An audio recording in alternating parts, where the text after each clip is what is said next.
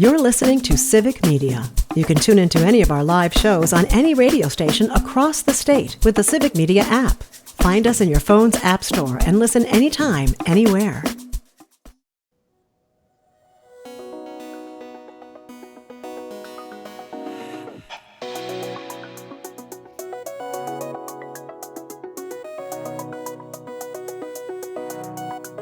Welcome to the Dr. Kristen Lyerly Show. I'm Dr. Kristen Lyerly, and as the newest member of the WCPT family, broadcast not only all across Wisconsin, but now Chicago and beyond. We are so excited. Not to mention the podcast and YouTube and socials and all of the ways that you get your news and entertainment. I am absolutely thrilled to be here with you right now and every Saturday right here.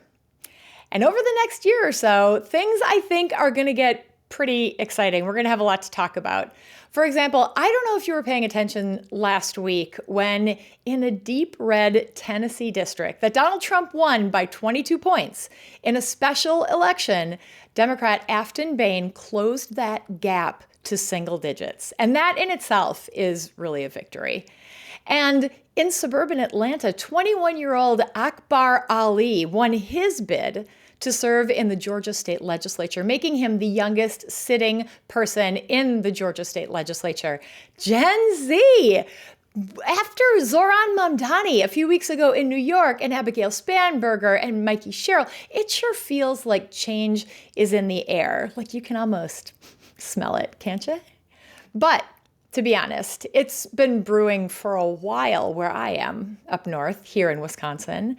Things got really kind of weird here about 15 years ago when a Republican trifecta crushed workers' rights and started dismantling the education system. But possibly the most insidious thing they did was gerrymandering the maps. They stacked the deck in their favor. They drew voting districts that disproportionately favored their party, and they continue to reap those rewards to this day. But, and remember, this is Wisconsin, so it takes a little while to get there, kind of like driving to Door County. In 2018, Wisconsin Democrats won every single statewide race. I'm talking about governor, attorney general, all of them. And Democrats also won the popular vote for the state legislature by over 200,000 votes. But yet, because of gerrymandering, Republicans kept a supermajority in the state assembly. And I'm going to say that again because it's really striking. Democrats won the vote handily, but still ended up suffering a supermajority in the assembly. And before you think this is just a Wisconsin problem, or just a Republican problem, or just a problem that doesn't affect your life, let me be clear.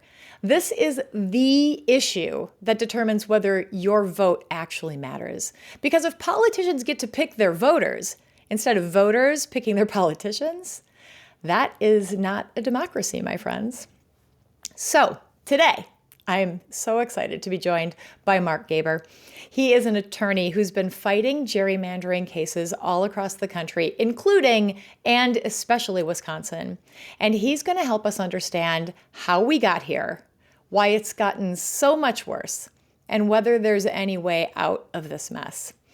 We're going to talk about the gerrymandering nightmare that Wisconsin is just waking up from, the absolute chaos happening right now in Texas, California, even Indiana, and maybe Illinois, we'll see.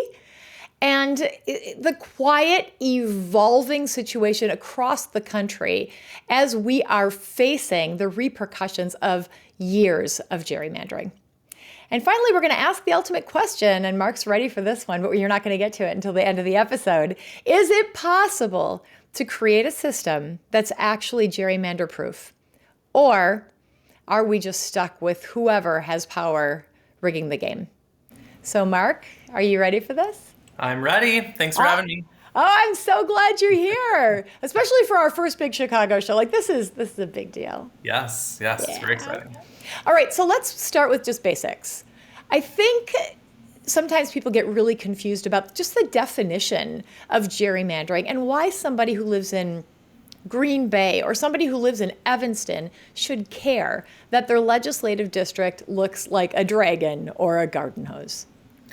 Well, if you care about any of the laws or policies that are enacted by the legislature or by Congress, then you have to care about how the districts are drawn because there's a direct line between the lines on the map and the laws that get enacted. Because if the map is drawn in a way to skew it so that it doesn't comport with how the voters in a state wish to be have their voices heard and doesn't comport with the policies they want, then the party that didn't get as many votes as you said might be the one that's making those decisions, and that's where that's where democracy goes awry when there's not a feedback between what the voters think and the people who are elected, and that's the essential problem of gerrymandering, and it's really sort of like the central problem in making sure that democracy works. So when I was growing up, gerrymandering was just like a thing we learned about in history class, Elbridge Gerry and his salamander shape, right. But somewhere along the line, it went from a quirky little political trick to basically rigging our democracy. What happened along the way? Well, it's been a problem, as you said, for a long time. The Elbridge Gerry story, who's the governor of Massachusetts back in like the late 1700s or early 1800s, and he drew this ridiculous district, and it got its name from that. So it's been a problem for a long time, but I think it has worsened in recent years and in recent decades, in large part because of the advance in technology. Because now, whereas before Governor Gerry was looking at, just maybe he had some like results from a town or a county he could look at and decide, oh, we want that town in, we want that county out, we want, bring these, it was at that sort of level. Now with computers, you can micro-target people, and you're doing it at the census block level rather than at the, city level, and you have immense big data that's combined together even to make predictions. So I just litigated this case in Texas about the Texas congressional gerrymander, and the map drawer testified that the National Republican Redistricting Trust has a proprietary database where they make predictions of how people like within a census block are voting.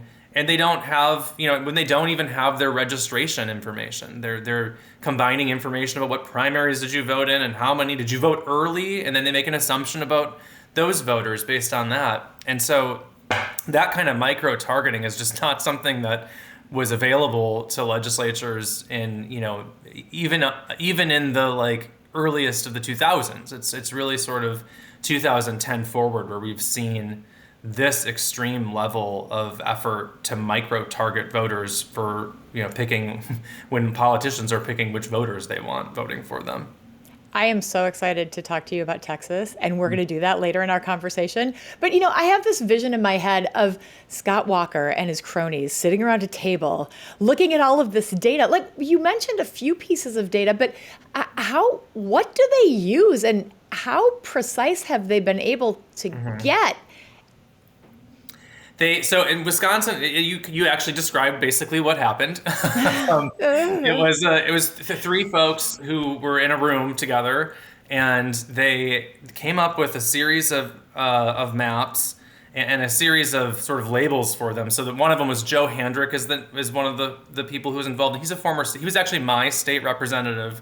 Oh, really? Gerrymander, Wisconsin, which is up in the north, and he was my representative from like the late. Or I think from 1994, maybe on to 2000. In the 4th of July parade, he'd always have, I thought it was kind of abusive, he would have his little dog walking through a lap pool like behind him in his float. It was very odd. But anyways, he became like the Republican map drawer after Scott Walker was elected.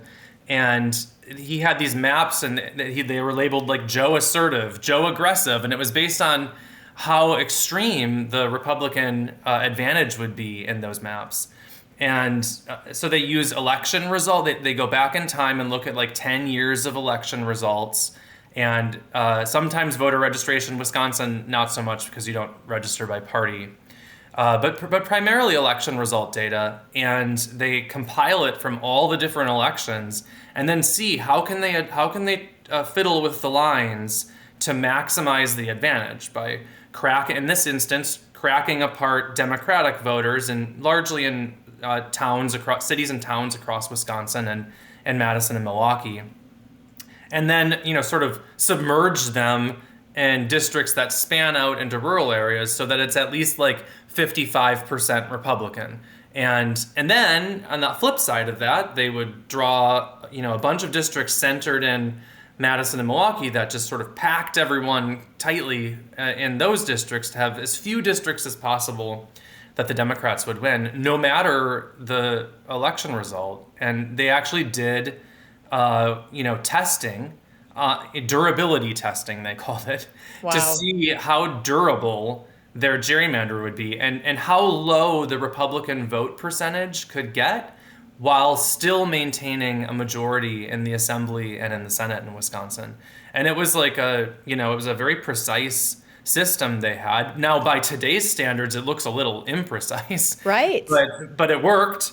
It worked for the decade. And then they brought in only the Republican members, made them sign non-disclosure agreements into a private law firm. So you have the idea that a bill becomes a law by we go to the legislature and they talk to each other and they debate and they have committees and the public comes and testifies. And no, they drew the map behind closed doors in 2011 and brought in Republican legislators, made them sign NDAs at a private law firm, and showed them like the district that they were in, but none of the other districts. And then showed none of the, really none of the minority members or any of the Democrats what that map would look like. And it, as you said, it resulted, until 2024 in a map where like the Republicans would never get below 60. I think the lowest they got was like 62 seats, 63 seats out of 99 in the Assembly.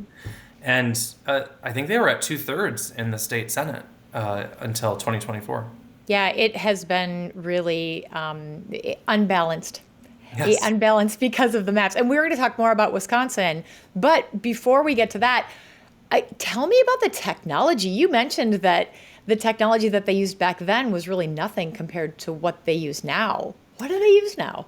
Yeah, there's software that you do mapping in, and you can import into it political data. You can import in election data. There's actually open source ones on the internet that you can see this if you want. A great one is Dave's redistricting app, which has actually been great for kind of as a counterbalance to this by giving the public the same access and letting them, shine a light on gerrymandering as it happened in this last cycle.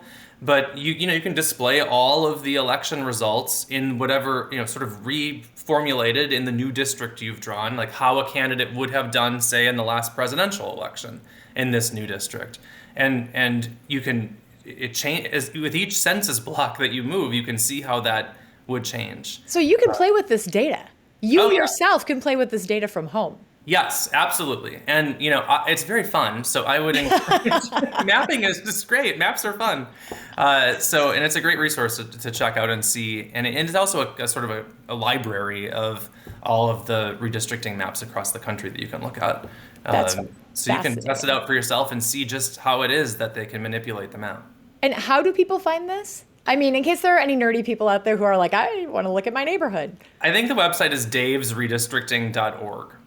Fascinating. All right, let's talk more about this. Let's talk about whether Republicans do it as well. Democrats, the other side, those guys. And let's talk more about Wisconsin when we come back from this short break. I am talking with Mark Gaber. He is the Senior Director of Redistricting for the Campaign Legal Center. You are listening to the Dr. Kristen Lyerly Show, streaming on the Civic Media app, all across Wisconsin, and now in Chicago on AM 820 WCPT, Chicago's Progressive Talk.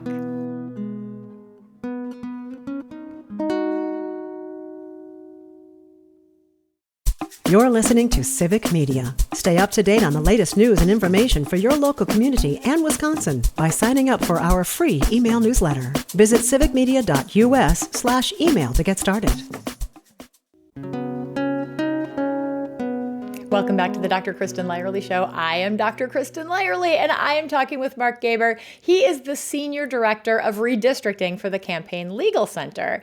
In our last segment, we got some of the basics and history of gerrymandering. We compared Wisconsin and Illinois politics a little bit. We talked a little bit about the technology, the fascinating technology that's available right now to make gerrymandering really precise. But Mark, I really want to talk to you about Wisconsin because, I mean, it's our home state and everything. But you were pivotal in getting fair maps in Wisconsin. Tell us the story. Well, the organization I work for, CLC, has really for over a decade been trying to get fair maps in Wisconsin. We brought the case to the U.S. Supreme Court. Unfortunately, the U.S. Supreme Court said no, the federal courts are not going to decide whether it's legal for states to discriminate on the basis of people's political viewpoint. We could have a whole hour about how ridiculous that notion is, that we're just not going to enforce the Constitution for one area of law, but whatever. And it continues to pop up. I just heard that in Indiana today. We'll talk about Indiana later too. Yeah. And so, but ultimately what happened is, we took a look at the map in 2023, I think it was. And one thing that I noticed in looking at Wisconsin's maps were that the Assembly and Senate districts were, and it's going to get a little technical, were non-contiguous. And what that means is that districts are you're supposed to be able to take a pencil on the map and not lift the pencil as you stay within a district, right? Or if you're driving, you're not supposed to have to drive through another district to get to another piece of the district, right? Right. And so when you open up Wisconsin's maps, I was like, what on earth why does it look like this? This can't be what the map is supposed to look like. And the Wisconsin Constitution, since 1848, has said that the legislative districts were supposed to be composed of contiguous territory.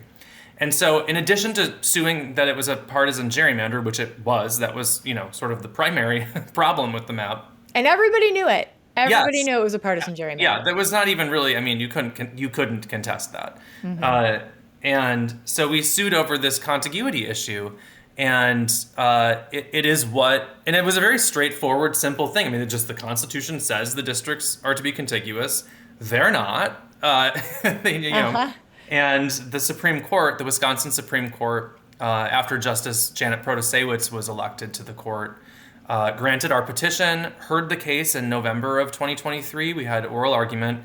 I was sort of the lead arguer on behalf of the petitioners in that case. And the legislature, comically, actually tried to argue that, please go look at these districts when you're listening to this. They tried to argue that they were contiguous. And they came up with this really bizarre definition that, if the town we stack the towns and part of the town's touching part of the town that's in another district, then poof, they're contiguous. I was like, props to you, opposing counsel, for trying, but no, just look at them. So there was this very funny moment where Justice Ann Mulch Bradley, who's now retired and was replaced by Justice Susan Crawford, was saying I've looked at all these dictionaries and they all say that it means touching, and so why doesn't it mean touching? And my opposing counsel was arguing and said, well, if that's where you're at. And Justice Bradley was like, well, that's the meaning of the word. I'm not there. That's just what it means. And but they persisted. They tried, but the court got it right in a 4-3 decision, struck down those maps, ended the Wisconsin gerrymander as a result. And with the writing clear on the wall, the Assembly actually ended up passing a compromise map, which was the map that Governor Evers had put forward in the litigation. And we saw in the 2024 election a fair result in the legislative maps for the first time since 2010 in Wisconsin, where you could look at the votes that were cast and think that bears some relation to the actual results in the state assembly and the state senate. And I think the Democrats ended up picking maybe 10 or more state assembly seats and several state senate seats. And so Wisconsin is obviously one of the closest states in the nation. It may be the closest state in the nation politically, and it should have a legislature that reflects that balance, and it does now. And this all didn't just happen in Wisconsin. This was a nationally organized project. Yes. Called Red Map. Yes, exactly. Tell us about Red Map and how strategic it was. This was not a secret, Red Map. But it was not. It was not a secret. Very strategic. The Republicans swept state legislature. I think more than 1,000 Democrats lost their seats in state legislatures in Obama's first midterm election in 2010. And that when that happens for your party and that lines up with when the census occurs, that's a very fortuitous thing, because you now have the opportunity to redraw the maps to solidify those gains you just got that probably you would lose, a big chunk of them when the voters swing back in the next election. Right. And so the Republicans seized on that opportunity, and through this red map program sort of made sure that across the country they were taking advantage of, anywhere they could to gerrymander. And we saw it all over the place. Ohio, Florida, states across the South, Wisconsin, Minnesota, Michigan. Michigan was really bad for a long time in terms of gerrymandering. It's fixed now because of a citizen initiative there. But just all across the country we saw just a huge Republican redistricting, gerrymandering effort. And, I sound like I'm attacking Republicans, but they're the ones who had the power at that time. On the flip side, Democrats, Illinois, I welcome Illinois to Right. I'm sorry to say that if you take a look at for example, the congressional map today in Illinois, I don't think any reasonable person would say that is a fairly constructed map and is representing the viewpoints of folks of Illinois. But at the same time, you can understand why states, seeing the bad gerrymandering that's happening all across the country, you kind of understand why they respond. So. And we are definitely going to talk about that in our next segment. So friends, stay tuned. I am talking with Mark Gaber. He is the Senior Director of Redistricting for the Campaign Legal Center. As I said, we're going to talk about Texas, California, Indiana, and Illinois. What's the response going to be there? So stay tuned. You are listening to the Dr. Kristen Lyerly Show, now in Chicago on AM 820 WCPT, Chicago's Progressive Talk, and streaming on the Civic Media app and the Civic Media Radio Network. Welcome back to the Dr. Kristen Lyerly Show. I'm Dr. Kristen Lyerly, and I'm talking with Mark Gaber, the Senior Director of Redistricting for the Campaign Legal Center. We're talking about gerrymandering, what it is, what has it done to us, and what's going on right now all across the country. If you've missed any part of this conversation, you can always find it on our podcast. It's on Spotify, Apple, wherever you get your podcast. And definitely check out our video on YouTube at Dr. Kristen Lyerly. We dressed up for this, so I do recommend the video version. Mark looks great. And I just have to point out that I am wearing a Green Bay Packers sweatshirt. Oh, welcome, Illinois. Mark is not actually a football fan, but it is Packer Bear weekend at Lambeau, which is the greatest, most long-standing, amazing rivalry. So I just couldn't resist because it's our first weekend in Chicago. Very exciting. Well, I would be a Packer fan. Sorry to Bears fans. I am from Wisconsin, so I have to be. And when they're about to win the Super Bowl, it's when I get involved and watch. And I know the rules from that video game that we all played growing up. So. Madden? Yeah. They just made, this is totally off topic. Hopefully none have changed, because that's locked in 1994. No, they're putting all the Madden symbols on the actual live broadcasts now. This is a new thing. They did that on Thanksgiving. That was kind of fun to watch. Yeah. But, all right. Mark may not be a football expert, but he's definitely a gerrymandering expert. So let's bring it into the thing that we really care about, which is what's going on right now. When I heard about what was happening in Texas, and the quote was, Donald Trump wants more districts out of Texas, I thought to myself, yeah, right. But then they did it. This has actually happened. Yes. It's not an Onion headline? How is this real life? How bad is the Texas gerrymander, Mark? It's really bad. And I have to tell you, I was in a trial in El Paso when the news broke. We were in trial suing over the existing map, the one that they had passed in 2021. We were finally gotten to our trial. We were in week 3.5 of it. And the New York Times broke this headline saying that Trump demands 5 new seats in Texas. I was like, oh my God, when's this going to end? And, I think the popular narrative about Texas and its gerrymandering was that this was a partisan thing to gain seats for Republicans. Mm-hmm. I almost fell out of my chair when a letter was released from the U.S. Department of Justice, Trump's Department of Justice, to Texas, demanding that they redraw the map on account of the racial composition of the districts. They objected in writing that the districts combined Black and Latino voters together, and they think that is unconstitutional state of affairs. And so that they said Texas should go based on this racial data and redraw the map. And so I thought, oh my gosh, this is the dumbest thing I've ever seen. I can't believe this is what they're saying. Because if you followed redistricting law at all, what you know is that the U.S. Supreme Court has said, okay, we're not going to get involved when you do a partisan gerrymander. The one thing you can't do, states, is discriminate on account of race. And so Trump's crack Department of Justice lawyers said, hey, let's send a letter about the racial makeup of the districts.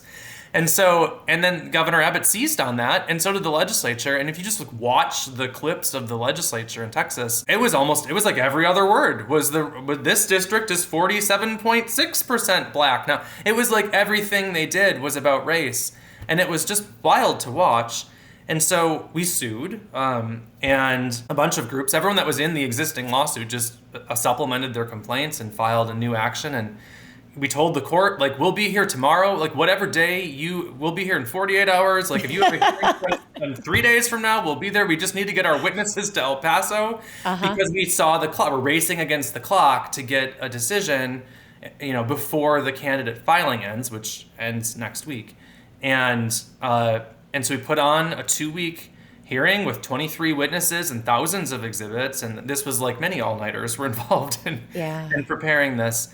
And we won. We won a 2-1 decision. A federal judge appointed by President Trump wrote the decision and found that Texas had racially gerrymandered in violation of the Constitution and ordered them to use the map that had existed, since 2021. And we're waiting right now to hear word from the U.S. Supreme. In fact, I have my phone next to me when my email opened to see if the U.S. Supreme Court's going to email. And the state requested an emergency stay, and so we'll find out, on the shadow docket of the U.S. Supreme Court whether or not that our trial victory will stand for this next election. You said earlier, though, and we know this, that the Supreme Court has not necessarily ruled in a constitutional manner in the past on gerrymandering. So would you be surprised in the future or now if they would you be surprised? Nothing will surprise me anymore with the U.S. Supreme Court. But what I will say is there's a movement right now. There's a movement to get rid of the Voting Rights Act. And the basis of that movement is this view that race should not be used in redistricting. Now, I think there is, decades of evidence in history to show why the Voting Rights Act is essential and why when there's racial discrimination in the composition of the districts, fixing that by being aware of the racial composition is, a remedy that we have in all kinds of areas of law. And so those protections are very important, but there is a concerted effort to undermine it. There's a case that the U.S. Supreme Court heard out of Louisiana in October, and we're waiting on a decision there. And the whole impetus of it is, well, we shouldn't be using the way to end discrimination on account of race is to stop discriminating on account of race, don't consider race. And so here comes in Texas shouting about how Hispanic voters supported Trump and like, we're going to redraw these Hispanic Republicans. So just shouting about race. And so to me, it's really hard for the U.S. Supreme Court to, on the one hand, be saying, the VRA is too race focused, and then say, oh, but Texas Republicans, you got like drunk on, some Hispanic support you got, and so you've redrawn your map on that basis. I don't know how they do both things. Somehow they do magically do both things in their head, though, which is why you wouldn't be surprised, and which is why we need California to react. And I think a lot of folks have really mixed feelings because California, in reaction to Texas, has an independent redistricting commission, but they set that aside. What are your thoughts about what happened subsequently in California? Well, it's not at all surprising that would be the result. And I think perhaps it was surprising to the president and his political allies because I saw interviews where they said, oh, they're like laughing. California, they have a commission, they have to change their constitution, they can't respond. These other states, Virginia has a commission. Like they sort of calculated that they alone would be able to do this. And the Governor Newsom seized the issue and quickly proposed this constitutional amendment to sort of take a break from the independent commission's map for the next 3 election cycles for Congress, and to propose a map to the voters. And it passed by I think over 60% of the vote, I think. And it really mobilized a lot of turnout. I believe strongly in fair redistricting. I think that every state in the country should have a fairly drawn map that represents them. The end result, by the way, would be no different than the current composition of Congress. If just all the states stopped gerrymandering, you'd both get basically the same close result. But you would have districts where members of Congress would actually care about things aside from partisanship and maybe what a mayor wants for a city, or a flood relief, or you'd have some sensible representation. But it's not at all surprising that California reacted, and it did take Republicans by surprise. And depending on what happens in the U.S. Supreme Court with my Texas case, they could find themselves on the losing end of this war they started, and hopefully that could lead to some national reform. It feels a little bit like the bad guys are in a corner going, hey, we've really got you now. And the good guys are like, yes, but we've got kryptonite or whatever. They know what to do next. And, I think that takes us to Indiana, which currently has, I believe, 9 congressional districts, and 2 of them are held by Democrats. But the plan is to redraw the map so that all 9 of them are held by Republicans. And as somebody who, I'm an OBGYN doctor, I have friends and colleagues in Indiana. Everybody's not a Republican. Some of them are OBGYN doctors, and some of them, I can tell you, are even abortion providers. So this is not who Indiana is, but this is what's happening right now. Yeah, Indiana is an interesting story right now. So they've not folded. So Missouri and Texas and North Carolina are the 3 states that have responded to President Trump's demands. As I said, Texas for racial reasons. But the Indiana Senate Republicans, at least enough of them so far, have said no. And there's an interesting, I would love to explore it more. I'm sure that there's something there related to former Vice President Pence. Oh, right. Who was threatened to be hanged by the people that have now been pardoned. Yes. For January 6th. He was the governor of Indiana, and I think probably holds a good deal of sway there. And I think it's interesting that it's Indiana where the Senate Republicans there are putting up a bit of a fight. And so far, there are not the votes. The House is proceeding forward with this proposed map that, as you said, creates 9 Republican districts. Although, question in light of the Tennessee results, whether there might be some second thoughts about whether some of those districts, given the swing, it's possible, I suppose, you could see a result that actually has more than 2 Democrats in the Indiana congressional delegation if they do a dummy mander. But I think what's also sad in this story is that there have been just a large number of swatting efforts at members of the Senate Republican caucus in Indiana who have put up resistance. There have been bomb threats called in to these members for resisting the call to gerrymander the state. And I think we'll know pretty soon whether, I can't imagine that that's going to aid in the effort to gerrymander, to be calling in bomb threat. Hopefully the steel remains to resist. It really does feel like the times are changing with the Tennessee election, with people starting to recognize this ugliness and know that they have to step up. And one person who has really stepped up is Governor Pritzker, who has said in the background, we're going to wait and see what Indiana does, and then we'll make a decision about Illinois. Your thoughts? Yeah, and I'm happy that as the fair maps person, Illinois is not, as I said, Illinois is not coming into this fight with a terribly fair map. But so I'm happy that there's a bit of a pause, and we'll see if this other state our neighboring state makes its map unfair. So it's, I think that is good that Indiana hasn't, or that Illinois hasn't just jumped head first into just doing it, because the map, as it looks a little bizarre. But I think, again, it is not surprising that would be his response. And I think there's calls out to the governor of Maryland and governors of other states where the Democrats have this potential. Virginia is in the midst of voting to get rid of its commission. And so what I would hope to see is a national solution. It sure does feel like a chess match. And I love how you identified yourself as the Fair Maps guy. But I would identify you as Mark Gaber, the Senior Director of Redistricting for the Campaign Legal Center. We have been talking about gerrymandering, and we have one more segment coming up. So when we do return here in just a short minute, we will talk about the future of gerrymandering, hopefully the future of fair maps. This is Dr. Kristen Lyerly. You're listening to the Dr. Kristen Lyerly Show on Civic Media all across Wisconsin, as well as WCPT AM 820 in Chicago, Chicago's Progressive Talk.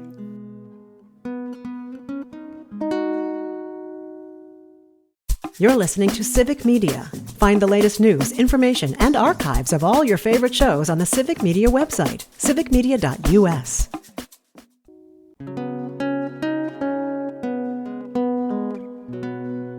Welcome back to the Dr. Kristen Lyerly Show. I'm Dr. Kristen Lyerly, and I'm here with Mark Gaber, the Fair Maps guy, the Senior Director of Redistricting for the Campaign Legal Center. We've been talking all about gerrymandering, what it is, how it's affecting our democracy, what's going on now. And Mark, where do we go from here? Is it possible to have a national solution to gerrymandering? Well, it's certainly possible. It's possible to do it for Congress. So Congress has the power to regulate the drawing of district lines. So they can pass a law. There's been several proposals sort of repeatedly for the past decade to both require independent redistricting commissions across the states for congressional maps and to put in standards to ensure that that they comply with the Voting Rights Act, they're not discriminating for racial reasons, and that they're not extreme partisan gerrymanders. And so our members of Congress could solve this problem if they wished. And they've not done it so far, and that's why we've seen this kind of patchwork state-by-state solution. I just won a big case in Utah about its congressional map and putting back in place a voter-passed initiative to require fair maps. And so we had this kind of patchwork process, but we should solve this at a nationwide level. And one hope that I have from it's as the Fair Maps guys, I said this was kind of a depressing thing to have happen in the middle of the census period, the 10-year census period, to see this mid-decade redistricting push. But I think the fact that it has perhaps backfired gives some hope that maybe both parties could see, rather than just one of the parties pushing for this, that ending this permanently with national legislation is the way to go. That it doesn't always work as you think it will, and sometimes perhaps it backfires.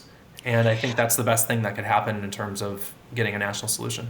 I think that is something that so many of us would like to see, especially the citizens. You mentioned earlier, Michigan was a citizen initiative. Mm-hmm. Wisconsin had a huge citizen initiative to fix the problem. It would be so exciting to see things get fixed. But one of the things that I hear, a common question from people is, why could AI do this? Could AI look at our maps and draw, AI does everything. Why can't it draw our maps? Yeah, I don't know. I'm not there. I think that people are well-meaning people, I think, are needed in the process of determining what are communities of interest. Because, it doesn't all boil down to the shape of the district. Our cities and our towns and our counties aren't perfect squares. Our, local neighborhoods and communities aren't. And so what matters is not really what does the district look like, although sometimes that can be an indication of things going awry. What matters instead is putting together people who have shared interests.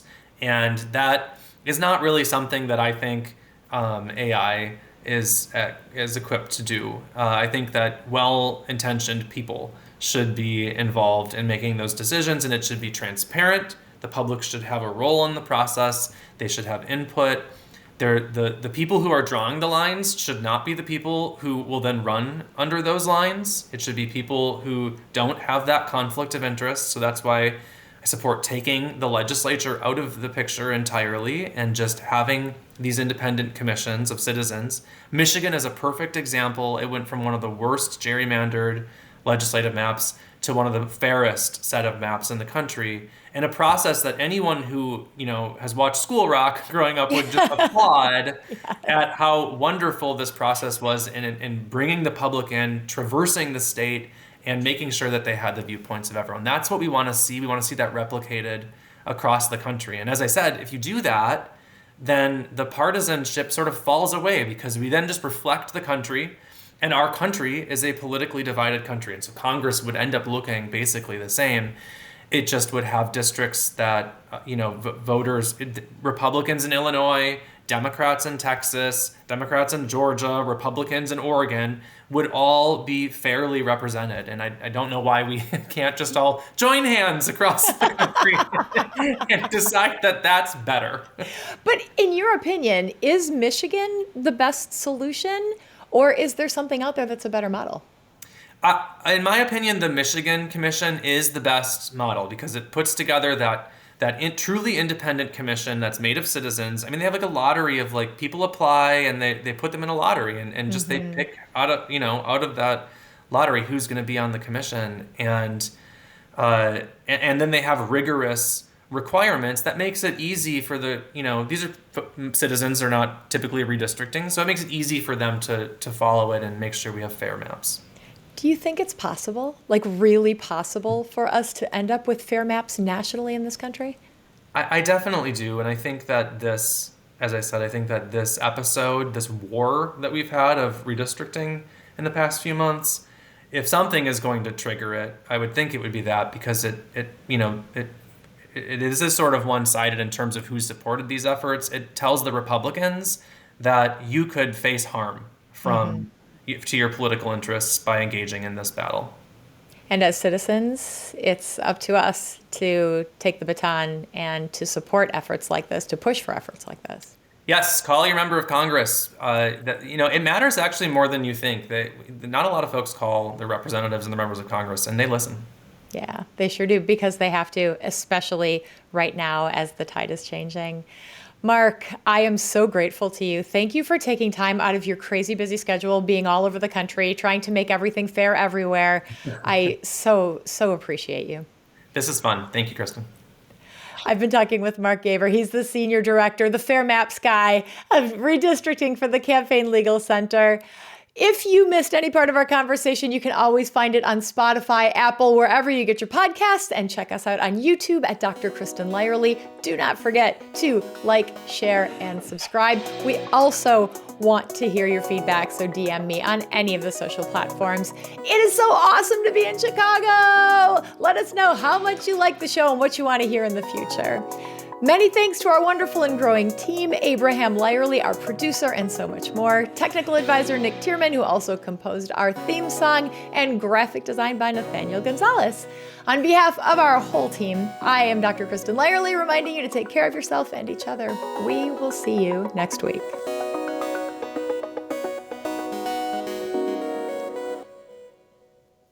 The national news cycle never stops, but it can be hard to find news about your local community. Civic Media is dedicated to providing quality local and state news coverage across Wisconsin. With the Civic Media app, you can get notifications about local stories that matter to you and your community. Find the free Civic Media app in your phone's app store and choose notifications from the menu to tell us what kind of news you want to hear about.